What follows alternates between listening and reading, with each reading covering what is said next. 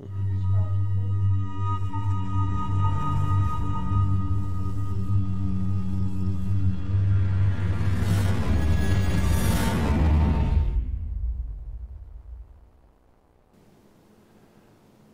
messieurs, dames, ici Éric Leray de l'émission Occident.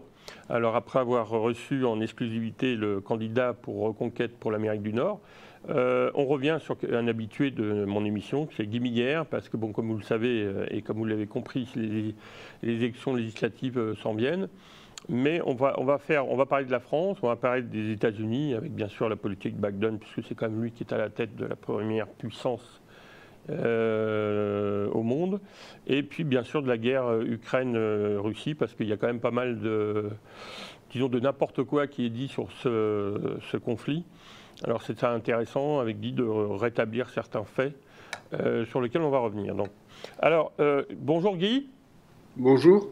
Bonjour. Je ne vous présente presque plus, mais en tout cas vous êtes économiste, philosophe, vous avez écrit de nombreux ouvrages sur Obama, sur Bush, prévu sa réélection d'ailleurs, sur Trump, plusieurs ouvrages, et vous préparez plusieurs ouvrages, autant sur Israël qui vient de sortir en anglais, mais vous aviez déjà fait un ouvrage en français, donc sur Israël que vous aimez beaucoup et que vous connaissez bien aussi, et donc sur l'élection en France, mais aussi sur la réalité de l'élection américaine. Alors là, on va s'attacher plutôt aux élections françaises, puisque vous avez aussi, vous restez attaché à la France, même si vous vivez maintenant aux États-Unis.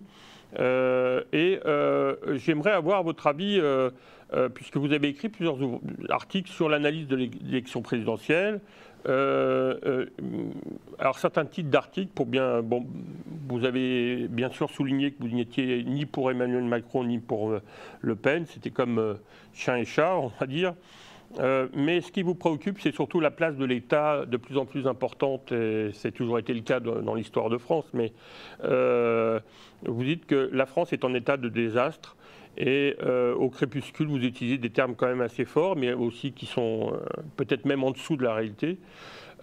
Pourquoi êtes-vous aussi pessimiste par rapport à la réalité française? Est-ce que les législatives vont permettre à des partis comme Reconquête de prendre une place que la France peut-être a besoin pour se reconstruire?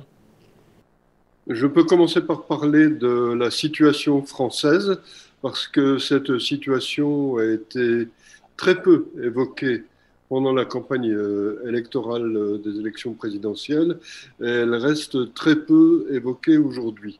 Pourquoi est-ce que je dis que la France est en état de désastre? Bien, tout simplement parce que je regarde les faits, et simplement les faits. L'endettement du pays s'est accru de presque 20% en 2 ans, pendant la période du Covid, et a atteint des niveaux vertigineux. Et je dirais que si les taux d'intérêt remontent, la France va se retrouver à devoir payer des intérêts de la dette qui vont être absolument astronomiques. La France reste le pays du monde occidental, le pays du monde développé, où les prélèvements obligatoires, impôts plus taxes, sont les plus élevés, et le pays du monde où les dépenses, le pays du monde développé, où les dépenses publiques sont elles-mêmes les plus élevées.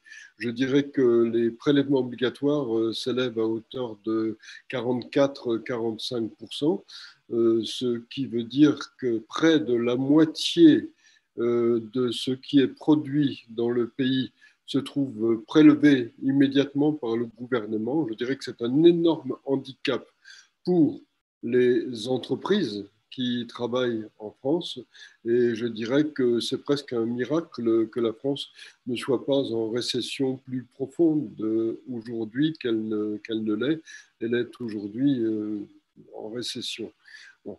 J'ajouterai à cela qu'avec des dépenses publiques qui ont monté pendant la période du Covid à 60%, même à 61% à un moment donné, la France est un pays qui est en train de se ruiner.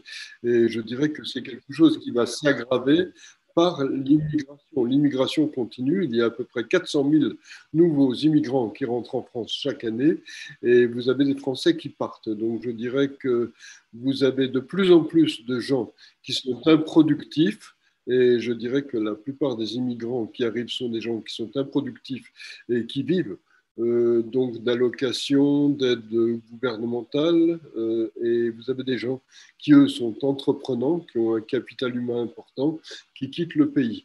Donc je dirais que quand vous avez ce type de situation, cela veut dire que vous êtes tout au bord du désastre. Je peux ajouter l'insécurité qui est en train de monter dans le pays de tous côtés. Je peux ajouter la déliquescence de la justice. Vous avez un très grand nombre de juges qui ne rendent plus la justice. Je peux ajouter l'irrespect qui monte vis-à-vis de la police, qui ne peut plus faire son travail, ce qui explique pourquoi, outre l'immigration incontrôlée, la situation de la sécurité est extrêmement déficiente.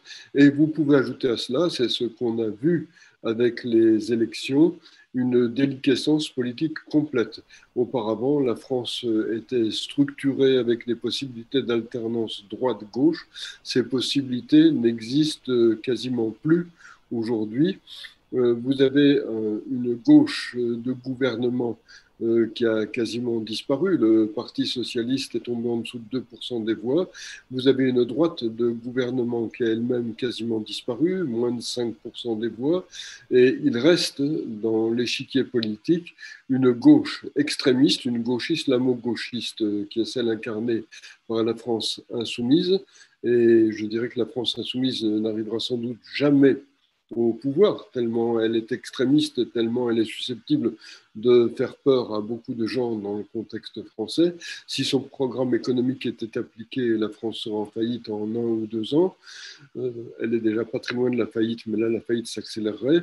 Et puis, d'un autre côté, vous avez le Rassemblement national, nouveau nom du Front national. Et le Rassemblement national, lui, est dirigé par des gens qui ne veulent pas arriver au pouvoir, qui sont très contents d'être dans l'opposition et qui de toute façon resteront dans l'opposition parce qu'il leur reste les vestiges de la diabolisation légitime de Jean-Marie Le Pen. Donc le Rassemblement national n'arrivera jamais au pouvoir et hélas pour Reconquête, Reconquête ayant obtenu 7% des voix à l'élection présidentielle, aura très peu de députés lors des élections législatives qui viennent. Et je dirais que le comportement de Marine Le Pen, qui dirige le Rassemblement national, est un comportement qui montre qu'elle fera tout ce qu'elle peut pour couler et voire tuer Reconquête. Et donc voilà la situation. Donc on a un grand parti de centre-gauche et de centre-droit qui n'a pas de programme très précis, qui gouverne la France en suivant la politique du chien crevé au fil de l'eau. Ce parti est dominé par Macron et au sein de ce parti, parmi ses membres ou ses sympathisants, vous avez maintenant de tout. Vous avez un ancien président qui était censé être de droite, Nicolas Sarkozy. Vous avez François Hollande, qui a été président socialiste. Vous avez Manuel Valls, qui a été Premier ministre de François Hollande. Vous avez d'anciens du Parti républicain, enfin des républicains en France. Vous avez d'anciens du Parti socialiste. Vous avez des centristes. Vous avez vraiment, vraiment de tout. Et donc, je dirais qu'on est quasiment dans une situation où la France est en régime de parti unique qui ne dit pas son nom, puisque ce grand parti est un parti qui est en position de parti unique qui ne dit pas son nom. Et je dirais que Emmanuel Macron a été élu par défaut. Qu'est-ce que je veux dire par élu par défaut? Je veux dire qu'il a été élu faute d'adversaires susceptibles d'être éligibles. Il est bien évident que Marine Le Pen ne pouvait pas être élue, donc il ne restait que Emmanuel Macron ou elle. Et donc vous avez eu beaucoup d'abstentions et vous avez eu Emmanuel Macron qui a été élu par rejet de son adversaire. Ce qui veut dire que, comme en 2017, Emmanuel Macron ne bénéficie que d'un soutien extrêmement mince. Je pense qu'il est rejeté toujours par une très large partie de la population. D'ailleurs, des sondages qui avaient été faits, je crois, au début du mois d'avril, montraient que les Français, à hauteur de 66%, voulaient un autre président. Donc, ils n'ont pas un autre président, ils ont le même président, et ils ont un président dont ils ne voulaient pas vraiment. Je dirais que c'est un visa pour l'impossibilité pour Macron de faire quoi que ce soit de marquant sans susciter des mouvements de révolte. Donc je pense que les mois à venir vont être des années marquées par une relative inertie du gouvernement, ce qui est catastrophique dans le contexte actuel, et marquées aussi, si le gouvernement fait quoi que ce soit, par des mouvements de révolte. Je dirais que le mouvement des Gilets jaunes n'est pas très très éloigné. Macron avait réussi à l'éteindre par la violence policière et ensuite il avait réussi à calmer toute la situation en utilisant la pandémie, en enfermant la population, en multipliant les contrôles. Je ne sais ce qu'il compte faire dans les mois et les années à venir, puisqu'il est là pour 5 ans, mais je dirais que le futur me paraît relativement sombre. Article récent ou une vidéo que le totalitarisme des temps modernes est né en France au moment de la Révolution française. Alors, bon, on parle bien sûr du régime fasciste, de Mussolini, du régime d'Hitler, du régime communiste, et en passant par Lénine, et puis bon. Alors, est-ce que vous pourriez nous expliquer donc en quoi, bon, Adam Smith l'avait fait très bien, mais en quoi la Révolution française est à l'origine de ces temps modernes, qu'on retrouve aujourd'hui d'ailleurs, et la comparaison avec la Révolution américaine, qui quand même a inspiré la Révolution française? La Révolution américaine n'a pas vraiment inspiré la Révolution française. Je dirais qu'il y a un livre qui est paru il y a une trentaine d'années d'un historien français qui s'appelle Georges Gusdorf, qui faisait la comparaison entre les deux révolutions et qui disait la Révolution française est une révolution ratée alors que la Révolution américaine est une révolution réussie. Pourquoi est-ce qu'il disait que la Révolution française est une révolution ratée? Parce que la Révolution française est une révolution qui s'est faite dans la direction de ce que des penseurs comme Friedrich Hayek ont appelé la démocratie absolue, c'est-à-dire une démocratie sans limite, c'est-à-dire que vous n'avez pas de principe de droit, vous n'avez pas une volonté de mettre en place des institutions permanentes. Si vous regardez la Déclaration des droits de l'homme et du citoyen de 1789, vous voyez que c'est un texte qui est une pure pétition de principe, ce n'est pas un texte qui vient renforcer une constitution et définir des principes de droit qui seront permanents. Le texte est un texte qui est porteur de ce que les analystes du droit appellent une dérive légicentriste. C'est-à-dire que le texte peut dire dans un même article tel droit est imprescriptible et sacré. Très bien, mais la suite de la phrase dit sauf à répondre des abus de ce droit dans le cadre prescrit par la loi, ce qui veut dire que la loi peut confisquer l'essentiel du droit qui vient d'être accordé. Et donc je dirais que quand vous êtes dans cette démarche, quand vous n'avez pas de principe de droit posé une fois pour toutes et qui doivent être respectés d'une manière claire, nette et définitive, quand vous n'avez pas d'institution, vous avez une dérive. Et la dérive en France, elle a mené petit à petit vers la terreur, vers la prise de pouvoir par des gens qui étaient imprégnés d'une mentalité idéocratique, et la mentalité idéocratique est une mentalité de type totalitaire, c'est-à-dire que ces gens sont des gens qui pensaient qu'ils avaient les idées justes, et qui, à partir du moment où ils pensaient qu'ils avaient les idées justes, pensaient qu'ils devaient les imposer à l'ensemble de la société. Et dès lors qu'ils les imposent à l'ensemble de la société, et parce qu'elles étaient justes, ils pouvaient considérer que tous ceux qui s'opposaient à ce qu'ils voulaient imposer étaient des ennemis de la société. Et les ennemis de la société, qu'est-ce qu'on en fait? Eh bien, on les élimine. Et donc, la Révolution française a dérivé ainsi vers la terreur. La terreur a pris fin petit à petit, les désordres ont pris fin relativement, et le désordre a conduit à ce que quelqu'un décide de faire un coup d'État. Ce quelqu'un a été Napoléon Bonaparte. Et donc la Révolution française, elle a conduit à la terreur et elle a conduit ensuite à la prise de pouvoir par un général qui a instauré un système de type dictatorial, parce qu'il ne faut pas se leurrer, le système napoléonien est un système de type dictatorial. Et si vous regardez la suite de l'histoire de France pendant le 19e siècle, vous pouvez voir que l'histoire de France est devenue très très chaotique depuis la Révolution française. Napoléon Bonaparte a perdu, il est exilé, il est revenu, et il y a eu Waterloo en 1815. À partir de là, il y a eu la Restauration, le retour à la monarchie absolue. Et ce retour à la monarchie absolue, qui a eu deux rois, a ensuite conduit à un autre mouvement révolutionnaire en 1830 et à la mise en place d'une monarchie parlementaire, celle de Louis-Philippe. La monarchie parlementaire de Louis-Philippe a conduit à une autre révolution qui a eu lieu en 1848, et il y a eu une république qui était la deuxième république, puisqu'il y a eu une première république éphémère pendant la Révolution française. Cette deuxième république a été elle-même très éphémère et s'est achevée à nouveau par un coup d'État. Vous avez eu le coup d'État de Louis-Napoléon Bonaparte qui s'est fait couronner empereur sous le nom de Napoléon III. Et ça a continué. Après, il y a eu la défaite face à la Prusse à Sedan en 1870, la Commune de Paris. L'histoire de France a été une histoire très très chaotique.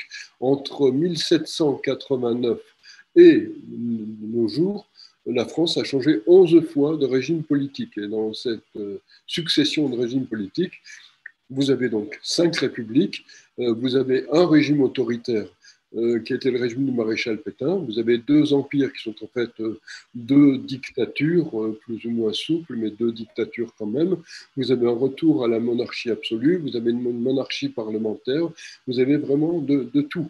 Donc la France a été dans une instabilité, et tout au long de cette instabilité, il n'y a pas eu de principe de droit posé une fois pour toutes. J'ai publié il y a quelques années avec des amis juristes, des amis avocats, un livre que j'ai appelé Avancer vers l'état de droit.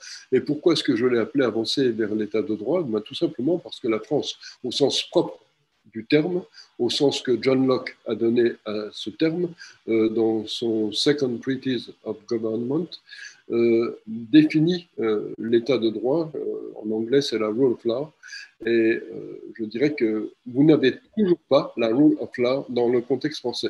La Révolution américaine a été très différente puisqu'elle s'est basée d'emblée sur les principes du droit. Les principes du droit sont énoncés dans la Déclaration d'indépendance des États-Unis de 1776, promulguée le 4 juillet 1776. Ces principes ont conduit à la Constitution des États-Unis. Et la Constitution des États-Unis s'est accompagnée des 10 premiers amendements à la Constitution, puisque la Constitution peut être amendée. Et ces 10 premiers amendements constituent le Bill of Rights américain. Et je dirais que depuis l'élection de George Washington, premier président des États-Unis en 1788, quelques mois avant que s'enclenche la Révolution française, les États-Unis sont dans le cadre des mêmes institutions. Les États-Unis sont un État de droit. Il y a eu des déviances ces derniers temps parce que les démocrates, le Parti démocrate actuel est un parti qui a des tentations totalitaires, mais néanmoins, toutes les élections présidentielles, tous les principes de fonctionnement des États-Unis ont été établis au moment de la Révolution américaine. Les États-Unis n'ont pas changé de régime politique et sont restés un État de droit depuis plus de 2 siècles. Justement, je rebondis sur vos propos, puisque vous venez de le souligner, l'élection de Trump a été contestée, puisque, enfin, pour certains, c'est un coup d'État, ou d'autres, c'est une malversation. Mais en tout cas, c'est donc Biden qui est arrivé au pouvoir, qui est un peu la marionnette d'Obama, qui reste toujours dans le décor, quelque part. Mais vous semblez dire que depuis qu'il est arrivé au pouvoir, c'est une vraie catastrophe, et qu'on reviendra sur la guerre de l'Ukraine avec la Russie. Mais en quoi, justement, cette stabilité que vous avez soulignée n'a pas pu empêcher, justement, cette malversation électorale, et que la séparation des pouvoirs n'a pas été respectée? Mais non, la séparation des pouvoirs n'a pas été respectée. Il y a eu tout un ensemble de dysfonctionnements très préoccupants.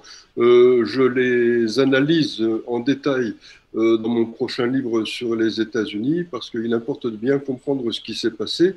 Je dirais que ce qui s'est passé, c'est que vous avez des gens d'une gauche totalitaire qui ont commencé dans les années 1960 à mener un travail d'infiltration de tous les appareils d'État, du secteur de la culture, etc.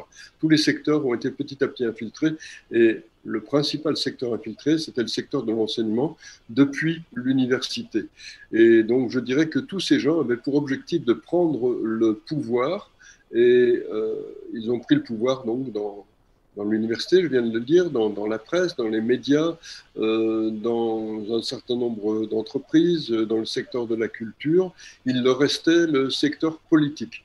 Le secteur politique, ils ont pu commencer à s'en emparer sous la présidence de Barack Obama, parce que Barack Obama est quelqu'un qui vient de l'extrême gauche américaine, et Barack Obama a placé des gens sûrs, des gens appartenant à la même mouvance que lui dans l'ensemble de l'appareil d'État américain et dans la justice. Et cela a créé les conditions qui ont permis de faire ce qui s'est passé en 2020. En 2016, d'ailleurs, il est très très probable qu'ils ont fraudé, qu'ils ont tout fait pour utiliser la fraude, mais ça n'a pas été suffisant, ça ne leur a pas permis de gagner. Donc, ce qu'ils ont fait pendant toute la présidence Trump, c'est qu'ils ont tout fait pour saper la présidence Trump, essayer d'empêcher Trump de gouverner. J'ai donné tous les détails dans un livre que j'ai appelé Après Trump, point d'interrogation. Et donc, vraiment, il y a eu une volonté acharnée d'empêcher Trump d'agir. Il a quand même pu agir, mais ça n'a pas été facile. Et quand l'élection de 2020 est venue, il était impensable pour ces gens de ne pas revenir au pouvoir et de ne pas reprendre la destruction de l'Amérique qu'ils avaient ébauchée sous Barack Obama. Donc, qu'ont-ils fait? Eh bien, ils ont préparé une fraude. Et je dirais que lorsque, à un moment donné, Joe Biden a dit, comme il est gâteux, il peut lui arriver de dire des phrases qui sont porteuses de la vérité et qu'il n'aurait pas dû dire, lorsque Joe Biden a dit nous avons mis en place la plus grande opération de fraude jamais mise en place aux États-Unis, il a dit la vérité. Et je dirais que de facto, vous avez eu l'utilisation des machines à voter. Vous avez aussi l'utilisation des bulletins de vote par correspondance. Et vous avez eu à partir de là une élection qui était une élection volée. Et toutes les preuves sont disponibles. Vous avez un rapport du professeur Peter Navarro qui s'appelle The Immaculate Deception, qui donne tous les détails. Vous avez un livre d'une journaliste qui s'appelle Molly Hemingway, qui est rédactrice en chef de The Federalist, qui s'appelle Rigged, R-I-G-G-E-D, qui donne aussi beaucoup de détails. Et vous avez un film de Dinesh D'Souza qui vient de sortir en salle aux États-Unis, qui s'appelle 2000 Mules, c'est-à-dire 2000 mules. Et ce qu'il appelle mules, ce sont des gens qui ont été rémunérés pour ramasser des bulletins de vote et pour faire voter les morts, des gens qui n'habitaient plus dans l'État, des immigrants clandestins, etc. Et les bulletins de vote ont été déposés petit à petit dans des boîtes qui chargeaient de recueillir les bulletins de vote, qui ont été installés dans tout le pays par Mark Zuckerberg. Et je dirais que l'opération de fraude s'est concentrée dans 6 villes des États-Unis. C'est tout à fait établi. Ces villes sont Detroit, Milwaukee, Philadelphie, Atlanta, Phoenix et Las Vegas, où je vis. Voilà. Et donc, vous avez toute une fraude très, très bien organisée. Et donc, l'élection a été volée. Il y a toutes les preuves que l'élection a été volée, strictement toutes les preuves. Il y a des centaines de témoignages sous serment qui ont été recueillis. Il se trouve simplement qu'aucun juge n'a accepté d'examiner les preuves qui étaient présentées, ce qui a été sans précédent, ce qui montre que la justice elle-même a été très gravement infiltrée. La Cour suprême a refusé de s'en occuper. Vous avez eu des manifestations dans tout le pays sur le thème Stop the Steal, c'est-à-dire arrêter le vol de l'élection, bien entendu. Et tout cela a conduit à ce qui s'est passé le 6 janvier 2021 à Washington, où vous avez eu une opération de provocation qui a été très vraisemblablement monté par les démocrates. On n'a pas tous les détails. Et cela a permis une intrusion dans le Capitole qui n'a pas été une intrusion majeure. Et c'est pour la première fois qu'il y a une intrusion dans le Capitole. Mais immédiatement, les grands médias, les démocrates ont dit que c'était une opération de terrorisme intérieur et la répression s'est abattue sur tous les gens qui contestaient les résultats de l'élection et un nombre certain de ces gens ont été jetés en prison, mis au secret. Certains se sont suicidés en prison. Ce qui s'est passé est extrêmement grave. Et bon, je dirais que comme cela, les démocrates ont réussi à éteindre la contestation de l'élection. Les médias les ont aidés parce que dès que quelqu'un a voulu dire il y a eu des fraudes massives, on a tout fait pour que la personne en question se taise. Et c'est ce qui se passe avec le film 2000 Years dont je parlais il y a un instant. C'est un film qui est décrit comme étant un film conspirationniste par les grands médias et par les grands médias de gauche en particulier aux États-Unis.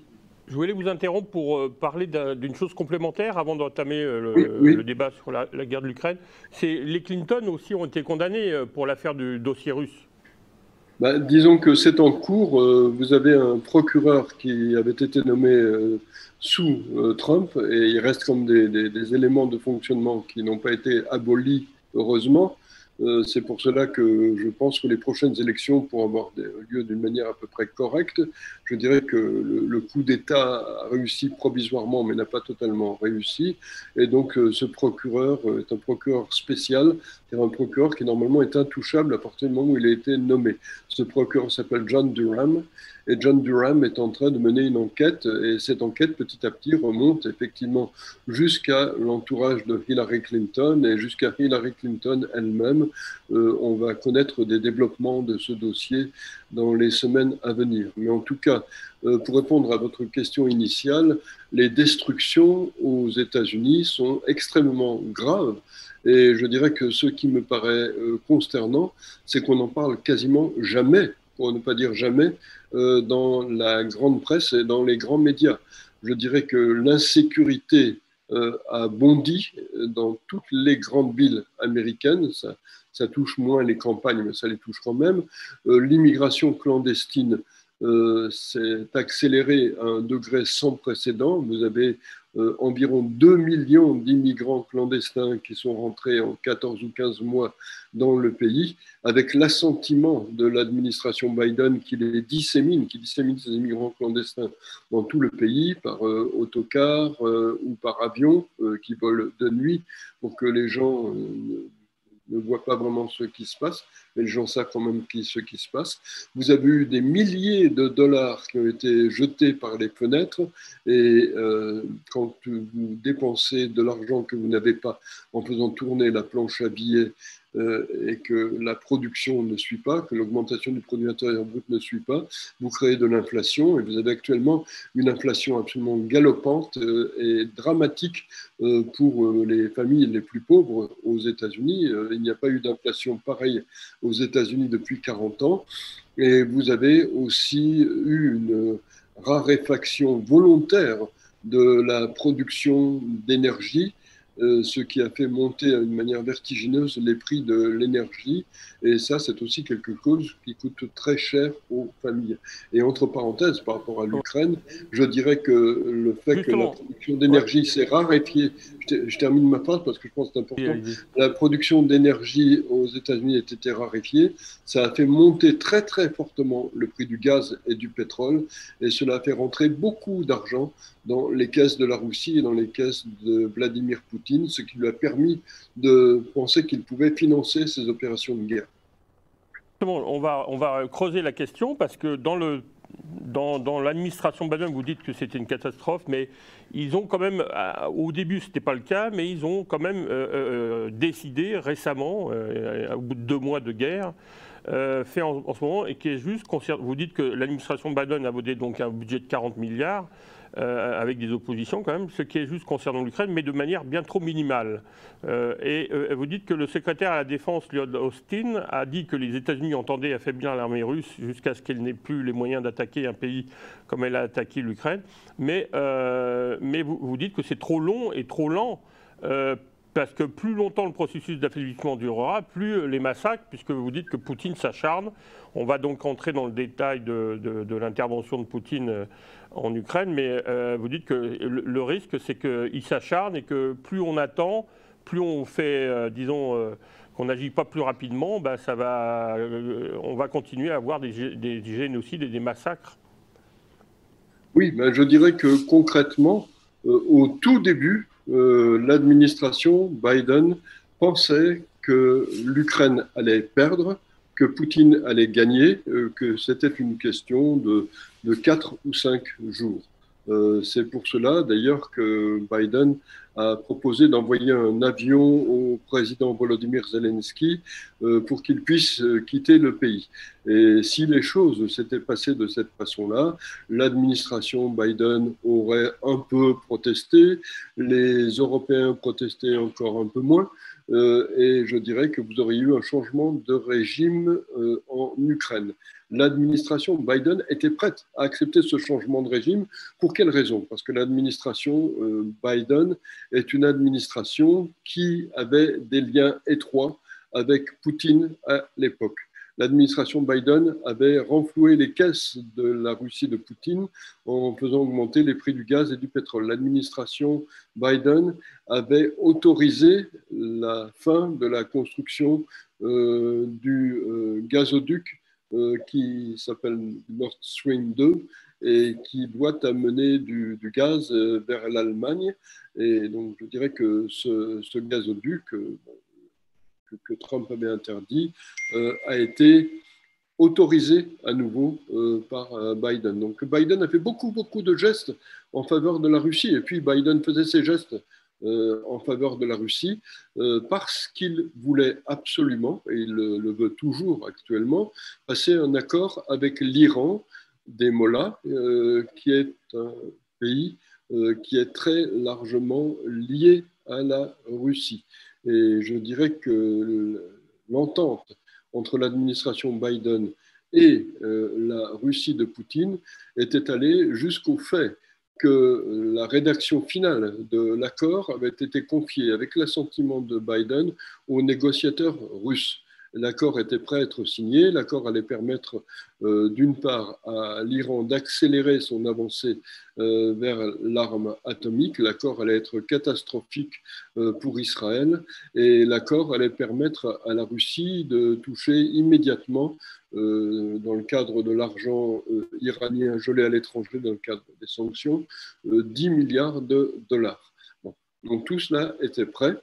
Et je dirais que si l'Ukraine était tombée, l'accord serait sans doute d'ores et déjà signé. Malheureusement, si je puis dire, pour l'administration Biden et très malheureusement pour Poutine, le président Volodymyr Zelensky a fait preuve de courage, et ce courage, il l'a jusqu'à présent, s'est conduit en homme d'État et a dit « Je ne quitterai pas le pays, je ne veux pas votre avion, je veux des armes, je veux des munitions. I want bullets. » Voilà. Et donc, il est resté. L'armée ukrainienne a résisté à l'armée russe et l'armée ukrainienne a infligé une défaite à l'armée russe dans la région de Kiev. L'armée russe a échoué dans la région de Kiev. Après, elle est allée d'échec en échec. Mais en tout cas, c'est cela qui a changé les plans de l'administration Biden. Et à partir de là, l'administration Biden, voyant que la Russie était en position d'échec et voyant aussi que Volodymyr Zelensky avait réussi à mobiliser l'opinion internationale et l'opinion américaine, s'est sentie obligée de soutenir l'Ukraine, et elle a vu dans le soutien à l'Ukraine un moyen de peut-être la sauver du désastre électoral au mois de novembre prochain. Je ne pense pas que ça la sauvera du désastre électoral. Je vous arrête mais c'était son but. Oui, je vous arrête parce qu'on va revenir là-dessus plus en profondeur, mais il semble que certains spécialistes, et justement en fonction de votre intervention par rapport à l'Iran, qu'en fait, il y a des réactions du monde musulman qui s'avèrent très négatives parce qu'elles insinueraient qu'une réconciliation avec la Russie, parce que c'était l'objectif, aboutirait à faire de l'islam un ennemi, et que l'immigration en provenance de la Méditerranée serait remplacée par celle de l'Europe de l'Est, Pologne, Hongrie, Tchèque. Alors il semble que la Oumma a bénéficié de la guerre froide avec une immigration vers l'Occident et le chantage du pétrole. et que la problématique de l'énergie, vous en avez parlé, a joué un rôle majeur dans les politiques internes et internationales des pays occidentaux. Alors, est-ce que parce qu'on sait que le combat contre le communisme... Non, franchement, il n'y a eu aucune volonté de faire de la Russie un ennemi. Et je dirais que la Russie elle-même n'a jamais vraiment fait quoi que ce soit pour se rapprocher du monde occidental. Je dirais que ce qui s'est passé, c'est que en 1991, quand l'Empire soviétique s'est effondré et quand l'Union soviétique s'est dissoute, les républiques périphériques de la Russie ont pris leur autonomie ou leur indépendance. C'était le cas de l'Ukraine d'ailleurs, mais il n'y a pas que l'Ukraine. L'ensemble des républiques périphériques de la Russie ont pris leur indépendance et la Russie est entrée dans une période très chaotique. Je dirais que le gouvernement central a cessé de vraiment pouvoir gouverner de manière efficace. Vous avez des gens qui se sont emparés des entreprises dans lesquelles ils étaient et ont pratiqué ce qu'on a appelé à l'époque l'autoprivatisation. C'est ce qui a donné l'émergence des oligarques. Les oligarques ont formé leur propre armée. La Russie est quasiment devenue le Far West pendant tout un temps. Et je dirais que dans ces conditions, il n'était pas possible pour le monde occidental de se rapprocher de la Russie de quelque façon que ce soit. Il était possible d'essayer de contenir le désordre qui montait en Russie, mais il n'était pas possible de faire davantage. On ne pouvait pas placer la Russie sous tutelle internationale. Au bout de tout cela, vous avez Vladimir Poutine qui a pris le pouvoir, et Vladimir Poutine a pris le pouvoir en s'appuyant sur un ensemble d'oligarques et en constituant une forme de cartel d'oligarques qui lui a permis de s'installer au pouvoir. Et immédiatement, il a mis en place quelque chose qui a pris la dimension d'un régime autoritaire. Un régime autoritaire n'est pas quelque chose qui peut rentrer dans l'Union européenne, c'est pas quelque chose qui peut rentrer dans l'OTAN. Et je dirais que vous aviez à l'époque tous les pays d'Europe centrale qui étaient rentrés ou qui étaient sur le point de rentrer dans l'OTAN et dans l'Union européenne, qui se méfiaient très fort de la Russie et qui savaient parfaitement que la Russie devrait encore montrer beaucoup de gages pour apparaître comme une amie du monde occidental. Et plus les années ont passé, plus la Russie a montré, et plus Vladimir Poutine a montré que c'était toujours un régime de type autoritaire. Et le discours de Vladimir Poutine a évolué petit à petit. Vladimir Poutine a passé des alliances avec l'Iran, des alliances avec la Chine. Ça fait 20 ans. Je dis ça parce qu'il y a des gens qui disent « Ah, on va pousser la Russie dans les bras de la Chine ». Mais ça fait plus de 20 ans que la Russie est dans les bras de la Chine. Depuis le début du pouvoir de Vladimir Poutine a noué des liens avec la Chine.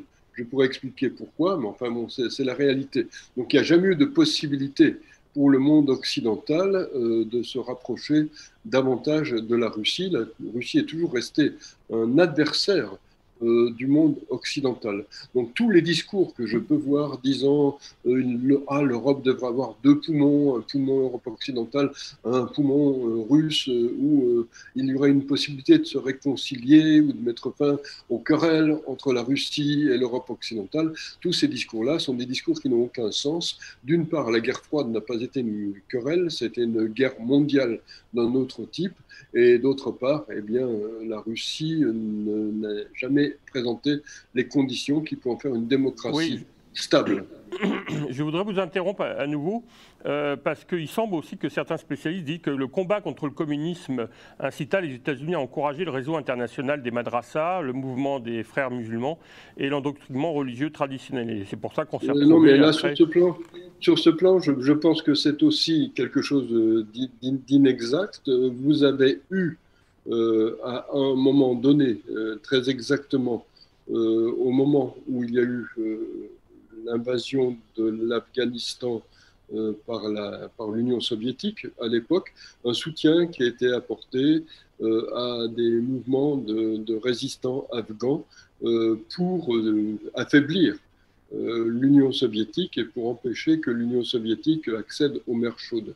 Mais bon, le discours en question, c'est un discours qui se base essentiellement sur ce que l'on a trouvé dans les écrits de Zbigniew Brzezinski. Beaucoup de gens en Europe ne connaissent pas Zbigniew Brzezinski. Zbigniew Brzezinski était le principal conseiller en politique étrangère de Jimmy Carter. Quand on voit la présidence de Jimmy Carter, le moins qu'on puisse dire, c'est qu'elle n'a pas été une réussite. Elle a coïncidé avec la plus grande avancée soviétique sur la surface de la planète. Et cela s'est achevé par l'incursion, l'invasion soviétique en Afghanistan et par la chute du Shah d'Iran et l'arrivée au pouvoir de l'ayatollah Khomeini. Donc la présidence Carter est un désastre absolu. Sous Ronald Reagan, il n'y a eu aucune politique visant à soutenir des mouvements islamiques de façon à déstabiliser l'Union soviétique. La politique de Ronald Reagan a continué la politique qui avait été enclenchée et qui consistait à soutenir les résistants islamiques afghans, mais ça s'est limité à l'Afghanistan. Ça n'a pas eu d'effet ailleurs. La lutte de Ronald Reagan contre l'Union soviétique, c'est une lutte qui a reposé sur des principes qui ont été définis par Richard Pipes, et ces principes ont été de désarmer moralement et de désarmer militairement l'Union soviétique. Pour la désarmer militairement, il a été décidé de lancer le programme qui s'est appelé à l'époque le programme d'initiative de défense stratégique, qui a poussé un armement beaucoup plus fort des États-Unis et qui a mené l'Union soviétique à penser qu'elle n'était pas obligatoirement en mesure de menacer les États-Unis. Et donc l'Union soviétique a dépensé énormément d'argent pour son armement, ce qui a conduit petit à petit à son effondrement. Le désarmement moral, cela a consisté pour Ronald Reagan à définir l'Union soviétique comme l'empire du mal. Donc le seul endroit où vous avez une politique de soutien à des mouvements islamiques, et encore c'était les gens du commandant Massoud, ce n'était pas les talibans, cela a été l'Afghanistan. C'est tout, mais il n'y a pas eu de politique généralisée de soutien au mouvement islamiste pour combattre l'avancée du communisme. Dire cela, c'est complètement faux, c'est vérifiable historiquement, c'est complètement faux. Il n'y a eu qu'en Afghanistan que vous avez vu cette politique. Très bien, et je trouve que c'était important de faire le point là-dessus. Alors, un autre problème qu'on soulève souvent parmi les spécialistes, qui se disent spécialistes, c'est que les blocages actuels à partir d'accords antérieurs n'ayant pas été respectés par les USA, en particulier l'intégration, après la chute du mur de Berlin, de l'OTAN de certaines républiques. Alors, l'Union européenne et le gouvernement de Kiev sont héritiers de ce passé et qu'un mur de haine s'édifie entre l'Europe occidentale et la Russie à cause de ce non-respect des accords antérieurs. Est-ce que non, sur ce plan, c'est inexact aussi. Je dirais qu'il n'y a pas eu d'accord antérieur. Je dirais qu'il y a peut-être eu des paroles échangées avec le dernier gouvernement soviétique, mais ces paroles concernaient dans ce cas-là le dernier gouvernement soviétique, ça ne concernait pas la Russie post-soviétique. Et en tout cas, il n'y avait pas d'accord écrit. Le seul accord qui a été passé et qui, lui, pour le coup, a été très largement violé, est l'accord de Budapest qui date de 1994. Et cet accord consistait à demander à l'Ukraine, qui a accepté, hélas, elle a été victime de marché de dupes, de se défaire de ses armes nucléaires en échange d'une garantie du respect de ses frontières. Et les trois pays qui devaient garantir le respect de ces frontières étaient la Russie, les États-Unis et le Royaume-Uni. Le moins que l'on puisse dire, c'est que la Russie n'a pas respecté les frontières de l'Ukraine et ne les respecte plus du tout aujourd'hui, puisque la Russie est en train de démolir l'Ukraine. Bon. Je dirais qu'il n'y a eu aucun autre accord. On parle aussi de l'élargissement de l'OTAN comme si c'était quelque chose qui était voulu délibérément, qui avait une stratégie. Non, il n'y a pas eu de stratégie. Vous avez eu des pays d'Europe centrale qui avaient été, depuis les lendemains de la Deuxième Guerre mondiale, sous le joug soviétique, qui craignaient la Russie et qui voulaient simplement être dans une association de défense des démocraties. Et donc, ces pays ont demandé à entrer dans l'OTAN et ils sont rentrés dans l'OTAN, mais c'est eux qui ont souverainement demandé à entrer dans l'OTAN. Cela a été leur décision. Leur décision a été acceptée par l'OTAN. L'OTAN est une organisation défensive. L'OTAN n'est pas une organisation offensive. L'OTAN n'a jamais mené de guerre contre la Russie. L'OTAN n'a jamais menacé la Russie de quelque façon que ce soit. Et on peut comprendre, au vu de ce qui se passe aujourd'hui en Ukraine, que les pays d'Europe centrale aient voulu être protégés contre le danger pouvant être incarné par la Russie, dont ils discernaient les intentions prédatrices en écoutant le discours de Vladimir Poutine. On va revenir là-dessus. Hein. Mais pour une autre analyse encore qui complète celle que vous venez de faire, et c'est important de remettre à jour, à grand renfort de discours médiatiques biaisés et focalisés sur la personne de Vladimir Poutine, on affirme que l'origine de la confrontation provient du combat fratricide en Ukraine même. C'est-à-dire qu'à l'intérieur de l'Ukraine, s'est développée une sorte d'hystérie russophobe. Je finis ma phrase. Non, une hystérie russophobe conduit au risque d'une déflagration nucléaire en Europe. Comment oublier... Alors, je finis. Comment oublier que l'armée ukrainienne a mené une guerre sur son propre territoire depuis 2014, faisant 13 500 morts dans la région russophone du Donbass. Voilà. Oui. Bon, alors, pour comprendre cela, je dirais qu'il faut revenir à 2014. Je dirais, et même il faudrait revenir en arrière, il faudrait même revenir à 2004. En 2004, il y a eu ce qu'on appelait la révolution orange. Et pour comprendre tout cela, il faut comprendre que la population ukrainienne est une population qui est imprégnée depuis très longtemps d'un rejet de ce qui est soviétique et d'un rejet de la Russie.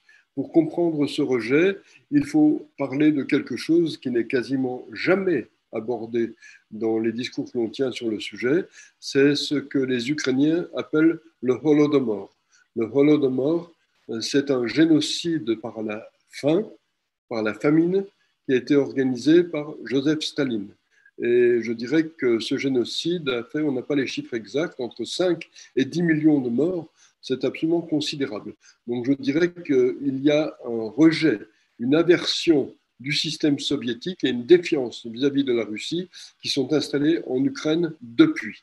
Il se trouve que par un strict cynisme, Staline était quelqu'un de cynique et sans scrupules, les responsables bolcheviques envoyés, les commissaires politiques envoyés par Staline pour superviser le Holodomor étaient des bolcheviques, des communistes juifs. Et donc ça a suscité, oui, pendant un temps, un antisémitisme avec quelques débordements antisémites à l'époque. Et je dirais que c'est absolument regrettable, c'est consternant, mais ça s'est passé il y a 80 ans.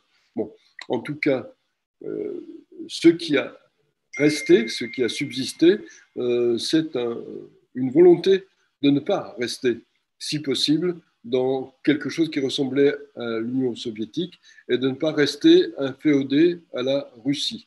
Et donc, vous avez eu plusieurs fois au cours des 20 dernières années des mouvements par lesquels la population ukrainienne a voulu se rapprocher du monde occidental. Et je dirais que cela fait que vous avez eu des candidats à la présidence qui étaient pro-russes, donc pour un rapprochement plus grand encore avec la Russie, et des candidats pro-occidentaux. En 2004, un candidat pro-occidental a été empoisonné et a été dit défiguré par les poisons qu'il a reçus. Je dirais qu'on peut se douter d'où venaient les poisons.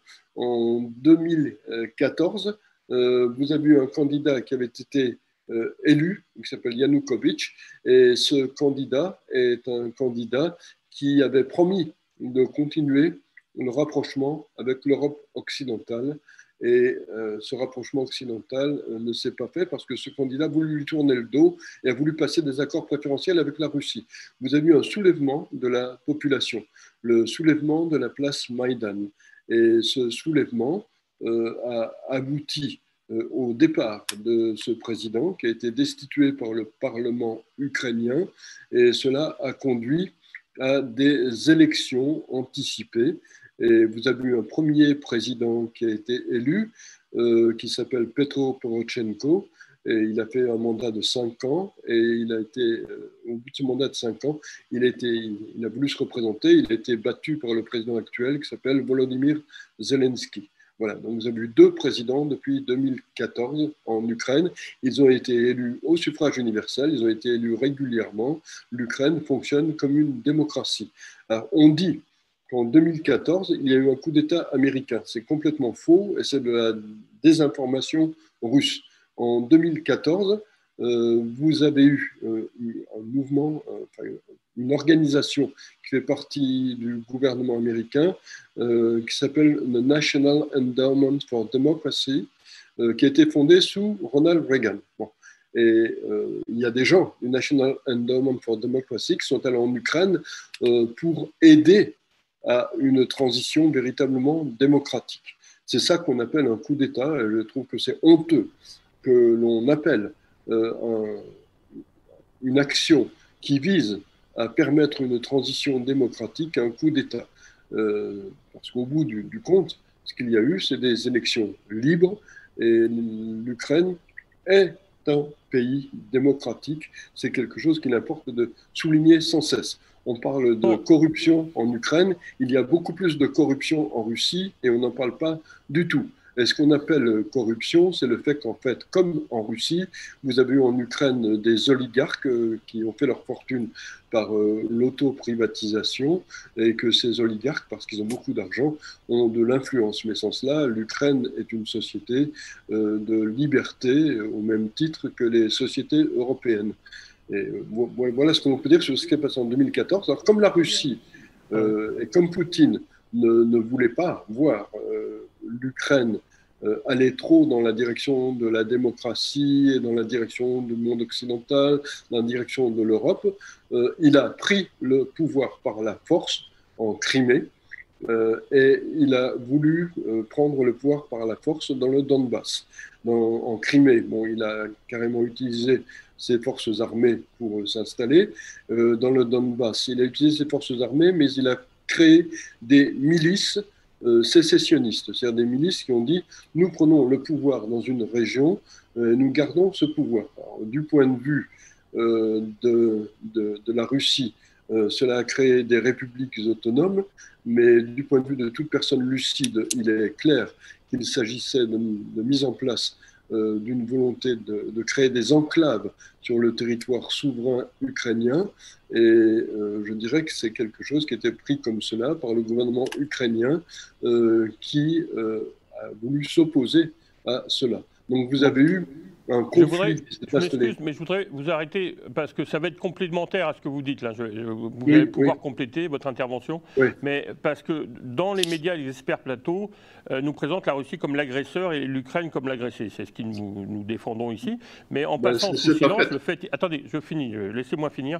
En passant sous silence le fait historique que les accords de Minsk ont été trahis par le gouvernement de Zelensky, vous allez revenir après là-dessus, et que l'Est russophobe du pays a été harcelé par l'armée ukrainienne, son bataillon Azov aux insignes nazis et par des mercenaires étrangers. Alors là, vous allez pouvoir compléter votre intervention. Mais la guerre appelée opération par les Russes dans le but d'empêcher une épuration ethnique, donc c'est présenté, l'intervention russe est présentée comme une sorte de volonté d'empêcher une épuration ethnique au Donbass et aussi une guerre à laquelle contribuent les États-Unis et les pays de l'Union européenne en envoyant des capitaux et des armes lourdes au gouvernement Zelensky. Donc là, ça vient compléter ce que vous venez de dire. Donc on voit plutôt à l'inverse de ce que vous prétendez, c'est que c'est plutôt les Russes qui ont empêché le mouvement vers la démocratie, vers la liberté, en occupant la Crimée et en subventionnant la création de milices pour créer une sorte d'indépendance et non pas quelque chose qui existait naturellement avant. Non, pas du tout, pas du tout. Et d'ailleurs, parler de l'Ukraine russophone de cette façon est quelque chose qui est complètement faux. Je dirais que l'Ukraine russophone est bien plus vaste que ces deux régions. Je dirais que vous avez presque la moitié de l'Ukraine qui est russophone pour une raison très simple, c'est que le russe était la langue obligatoire au temps de l'Union soviétique. Donc, vous avez beaucoup de russophones en Ukraine, mais être russophone ne veut pas dire être anti-ukrainien, être contre le gouvernement ukrainien. Et c'est d'ailleurs ce dont Vladimir Poutine est en train de s'apercevoir. Et je dirais que procéder à des accusations disant qu'il y avait une volonté de génocide ou de massacre vis-à-vis des russophones de la part du gouvernement ukrainien est, à mes yeux, détestable et totalement faux. Je dirais qu'il n'y a jamais eu ce type d'intention. Cela relève de la propagande la plus hideuse qui peut venir de la Russie.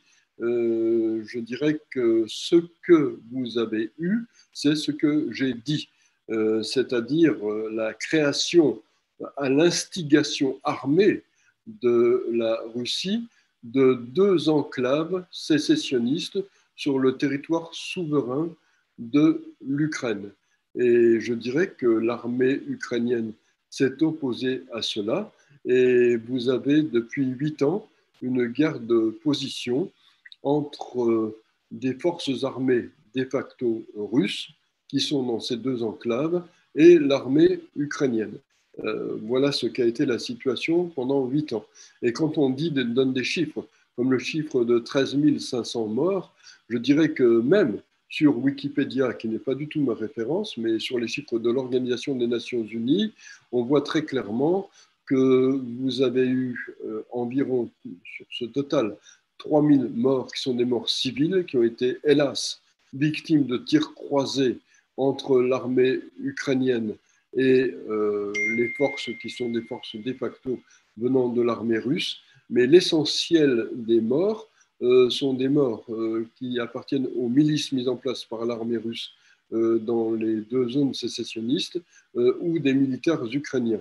Donc vous avez à peu près 10 000 morts qui se répartissent entre l'armée ukrainienne et les milices russes créées par l'armée russe, et seulement, c'est trop, mais seulement 3 000 morts. Donc dire que l'armée ukrainienne aurait tué 13 500 personnes est totalement faux, et c'est de la diffamation très grave vis-à-vis de l'Ukraine, et c'est complètement inadmissible. Ce n'est pas la réalité. Je dirais que les populations de ces deux zones, qui sont ce qu'on a appelé les républiques de Donetsk et de Luhansk, sont des populations qui ont été prises en otage d'un conflit dans lequel elles ne sont pour rien. D'un côté, vous avez eu l'incursion de milices russes dans leur zone, et en face, vous avez eu l'armée ukrainienne.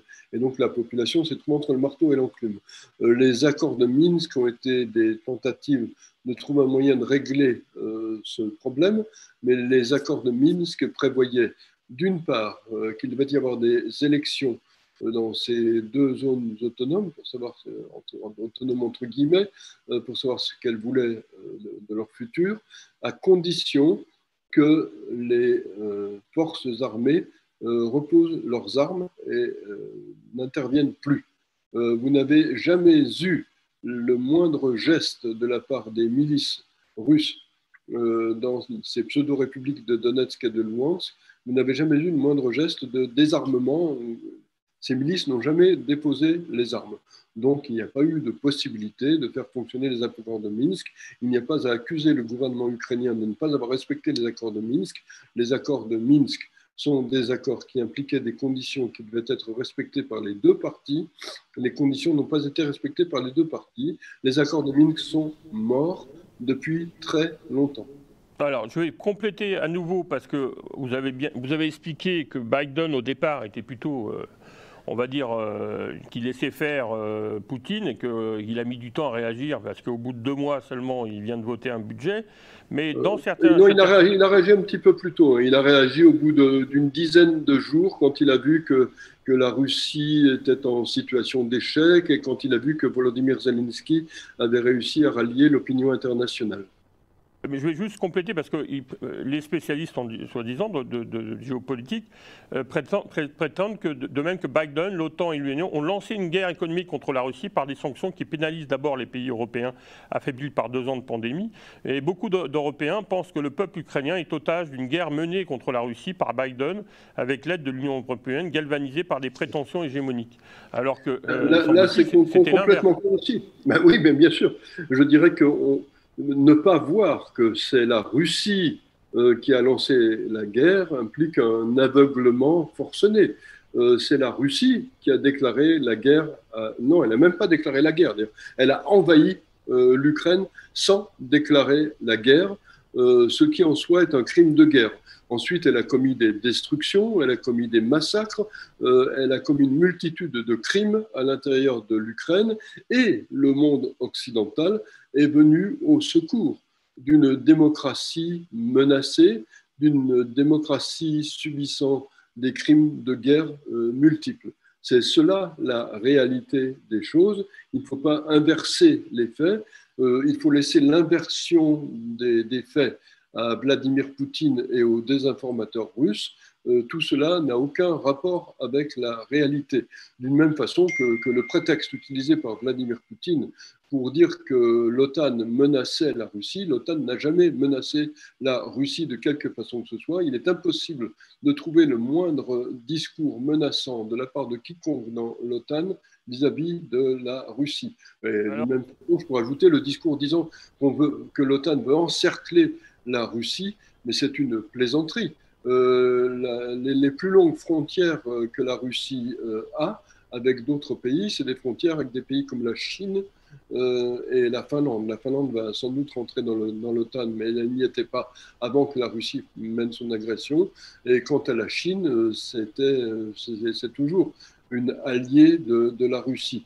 Et la Russie s'étend jusqu'à Vladivostok, tout aux confins de l'Asie. Donc je dirais qu'en matière d'encerclement, ce serait difficile de mener un encerclement de la Russie. On va essayer d'accélérer parce que le temps passe. Bien sûr. Des conséquences, par certains spécialistes, disent que en fait, si on arrête d'approvisionner en pétrole pour affaiblir la Russie, bon, on a compris la stratégie, mais en fait, on va acheter du pétrole à des pays islamiques comme les Émirats, l'Iran, l'Azerbaïdjan, le Qatar. Des milliards iront à des pays où la démocratie est inexistante, la condition des femmes et des préjugés aussi, et avec une concurrence entre la Déclaration universelle des droits de l'homme et la déclaration de 1948 et la Déclaration des droits de l'homme en islam. Donc là, on revient à l'islam, à la religion musulmane, parce que pour certains, on va renforcer l'islam radical en ayant cette politique de neutralité, de ne plus se procurer du pétrole ou du gaz à la Russie. Oui.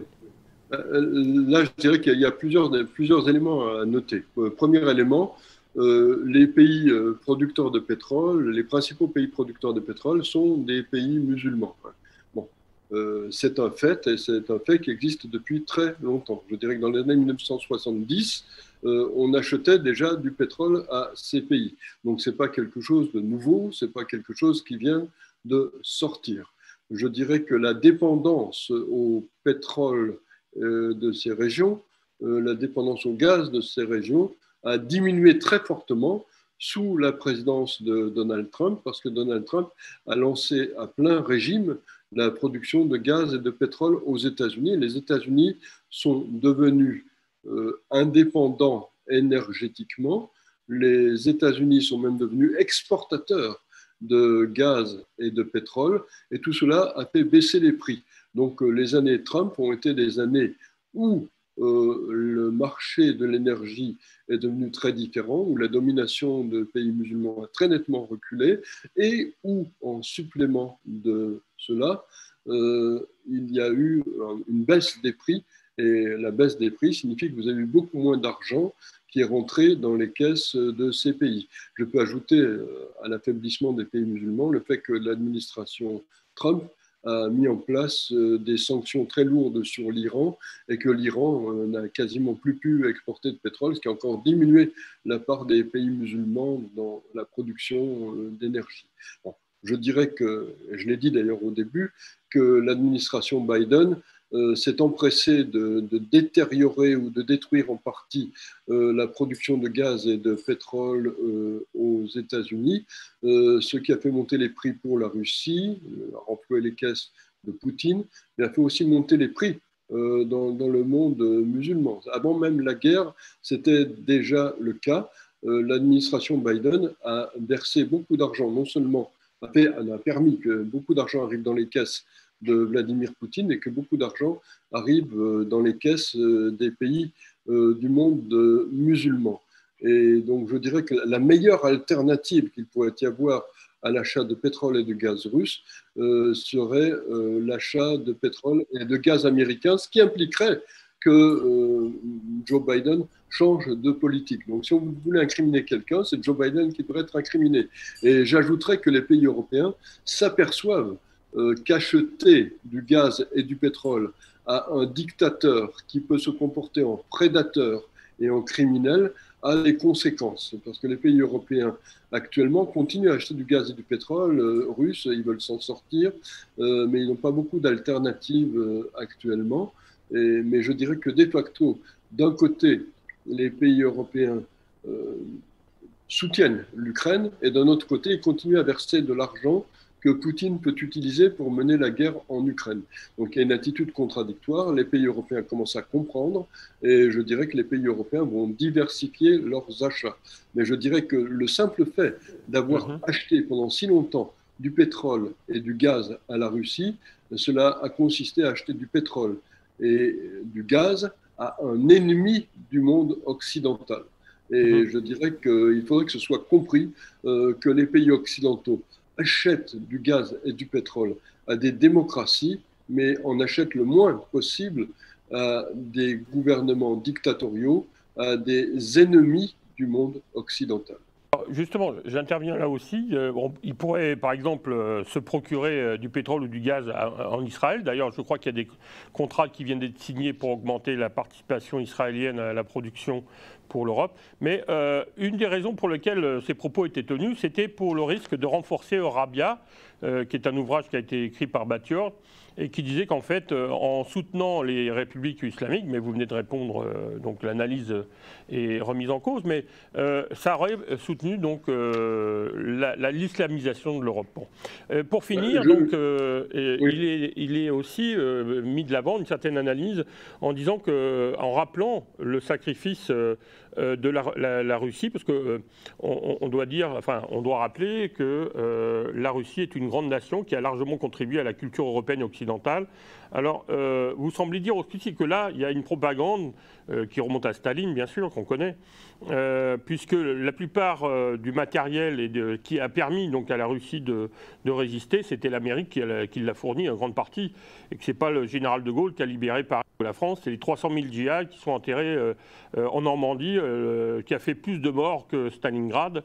On oublie toujours de le dire qu'il y a beaucoup de cimetières américains et que c'est surtout eux qui ont payé le prix fort pour libérer l'Europe. Alors, est-ce que vous pourriez me faire un commentaire pour conclure ? Oui, oui, tout à fait. D'abord, je dirais que j'ai beaucoup d'estime pour le travail de Battior. Ses livres sur la dimitude sont des livres remarquables et profonds. Et je dirais que ces analyses concernant Eurabia sont pertinentes.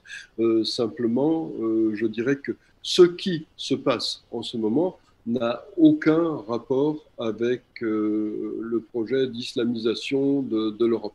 C'est complètement déconnecté, c'est quelque chose qui est hors du champ. Et d'ailleurs, je dirais que quand on regarde la Russie n'est pas un pays qui, sous Poutine, défend les valeurs de la civilisation occidentale. Il ne faut pas oublier que Poutine a recruté des miliciens islamiques en Syrie et a fait venir des milices islamiques de Tchétchénie pour massacrer des chrétiens à Mariupol. C'est quelque chose qui doit être souligné parce que ce n'est à peu près jamais dit. S'il y a quelqu'un qui a utilisé des musulmans, des islamistes pour mener sa propre guerre, c'est Vladimir Poutine. Pour ce qui concerne le discours sur la Deuxième Guerre mondiale, c'est un discours que je vois tenu très, très régulièrement et c'est un discours complètement faux. On oublie en tenant ce discours que jusqu'en 1941, il y avait déjà presque 2 années de guerre, Hitler était allié de Joseph Staline. Et donc, vous aviez le pacte germano-soviétique, et le pacte germano-soviétique permettait aux deux dictateurs criminels, aux deux dictateurs totalitaires, de se partager l'Europe. Et d'ailleurs, Joseph Staline a massacré les élites polonaises dès le début de la guerre, parce qu'il en voulait s'emparer de la Pologne. Je dirais que vous avez vu ça. Et ce qui s'est passé, c'est qu'à un moment donné, Hitler, par une opération qu'il a appelée Opération Barbarossa, a décidé d'attaquer l'Union soviétique. Staline ne s'y attendait pas. Staline avait purgé son armée, il n'a pas arrêté de faire des purges, et donc il était complètement dépourvu. Et il aurait été possible pour Hitler de gagner, d'envahir, d'enfoncer complètement l'Union soviétique. L'Union soviétique a appelé à l'aide et Franklin Delano Roosevelt, le président des États-Unis à l'époque, a répondu à cette demande d'aide et donc il a envoyé du matériel massivement à l'Union soviétique et c'est ce qui a permis à l'Union soviétique de survivre. Comme Staline est quelqu'un qui n'avait aucun respect pour la vie humaine, il n'a pas hésité à utiliser les Russes et toutes les populations soviétiques comme chair à canon, ce qui explique le très très grand nombre de morts. Staline, pour lui, 1 million de morts, ça n'avait pas beaucoup d'importance. C'est aussi pour ça que vous avez plus de morts du côté de l'Union soviétique que du côté des États-Unis. Du côté des États-Unis et du côté des Alliés, on respecte la vie. Du côté de Staline, on ne respecte pas la vie. Et ce qui fait que l'on a pu dire après que Staline avait gagné la Deuxième Guerre mondiale, c'est que Staline a réussi à séduire Franklin Delano Roosevelt à 2 occasions. Et ça a été 2 occasions cruciales. Je dirais que Franklin Delano Roosevelt était sous l'influence d'espions communistes. Et donc, ces espions communistes, le principal s'appelait Alger Hiss, ont réussi à l'influencer et à faire qu'il aille plutôt dans la direction de Staline que dans la direction de Winston Churchill, qui lui comprenait qui était Joseph Staline. La première réunion est celle qui a eu lieu à Téhéran en 1943, et à Téhéran en 1943 était décidé du lieu du débarquement pour en finir avec l'Allemagne nationale-socialiste. Winston Churchill proposait un débarquement par les Balkans qui aurait permis de rentrer directement en Europe centrale. Et Staline a dit non, non, non, c'est trop près de mes frontières, trop près de mes frontières. C'est un raisonnement qui ressemble d'ailleurs à celui de Poutine qui dit que l'OTAN ne doit pas être trop près de ses frontières. Bon, donc le débarquement a été décidé en Normandie à cette occasion. Et donc beaucoup plus loin de l'Europe centrale et des frontières de l'Union soviétique. Et puis la deuxième occasion où Staline a influencé Franklin Delano Roosevelt, ça a été Yalta. Yalta en Crimée d'ailleurs, c'est intéressant à noter. Bon. Et à Yalta, il était décidé de la façon dont on achèverait la Deuxième Guerre mondiale. Alors, du côté de Winston Churchill disait les armées alliées, et l'armée américaine en particulier, qui était de très loin la première armée, doivent aller le plus loin possible en direction de l'Est. Et c'était possible, c'était envisageable. Mais Staline a dit non, je participe à la victoire et donc je veux avoir la possibilité de montrer que j'ai gagné aussi. Et Franklin Delano Roosevelt lui a dit bon, on va partager comme cela sur une carte les zones d'Europe qui vont être libérées. Il y aura les zones que vous, Joseph Staline, vous allez libérer et les zones que nous, Royaume-Uni et États-Unis, allons libérer. Et c'est comme cela que vous avez eu une Europe de l'Est et une Europe de l'Ouest.